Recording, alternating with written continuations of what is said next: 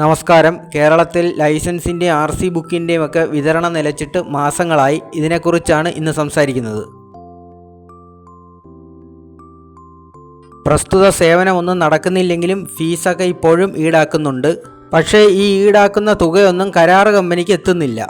അത് തന്നെ ഒരു കാർഡ് പ്രിൻ്റ് ചെയ്യാൻ കരാറ് കൊടുത്തിരിക്കുന്ന തുകയുടെ 3 ഇരട്ടിയാണ് ഈടാക്കുന്നത്.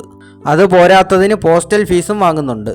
കരാറ് കമ്പനിക്ക് കൊടുക്കാനുള്ള കുടിശ്ശിക 8 കോടി രൂപയാണ്. പോസ്റ്റൽ ഡിപ്പാർട്ട്മെൻറ്റിന് 2.5 കോടി രൂപ കുടിശ്ശികയുമുണ്ട്.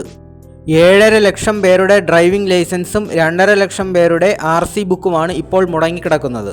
ഏതെങ്കിലും കേന്ദ്ര ഫണ്ട് ഉപയോഗിച്ചോ കിഫ്ബി ലോൺ ഉപയോഗിച്ചോ ചെയ്യുന്ന ഒരു പ്രവൃത്തിയല്ല ലൈസൻസ് RC ബുക്ക് പ്രിൻറ്റിംഗ്. അതിൻ്റെ തുക പൂർണ്ണമായും പൊതുജനങ്ങളിൽ നിന്നാണ് ഈടാക്കുന്നത്. അതിനാൽ തന്നെ ഈ സേവനം മുടങ്ങുന്നത് ഒരു തരത്തിലും ന്യായീകരിക്കാൻ സാധ്യമല്ല.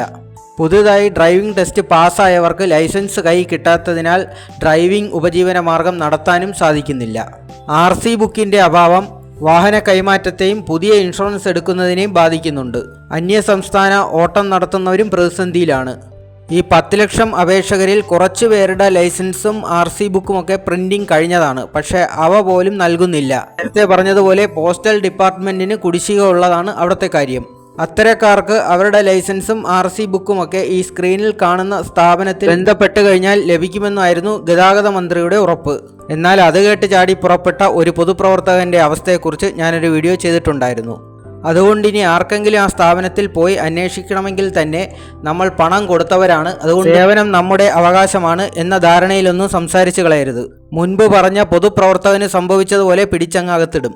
ഇവിടെ പോലീസും MVD ഒക്കെ ഒറ്റക്കെട്ടാണ്. വാഹന പരിശോധന നടക്കുന്ന സമയത്ത് നമ്മൾ കാണുന്നതാണല്ലോ അത്. അതുകൊണ്ട് എനിക്ക് പറയാനുള്ളത് ഇത്രയേ ഉള്ളൂ. നിങ്ങൾ ആരെങ്കിലും അവിടെ പോയി അന്വേഷിക്കുകയാണെങ്കിൽ വളരെ ഭയഭക്തി ബഹുമാനത്തോടു കൂടി വേണം സംസാരിക്കാൻ. ഇവിടെ ഒന്നുമില്ല പൊയ്ക്കോ എന്നവർ ആരെങ്കിലും പറയുകയാണെങ്കിൽ നിങ്ങൾ വളരെ വിനയത്തോടെ മാത്രം തിരിച്ചു മടങ്ങുക. എന്നിട്ട് നിങ്ങൾ വീണ്ടും നല്ലൊരു ദിവസത്തിനായി കാത്തിരിക്കുക. ഇത്ര മാത്രമേ എനിക്കിതിനെക്കുറിച്ച് പറയാനുള്ളൂ. നന്ദി, നമസ്കാരം.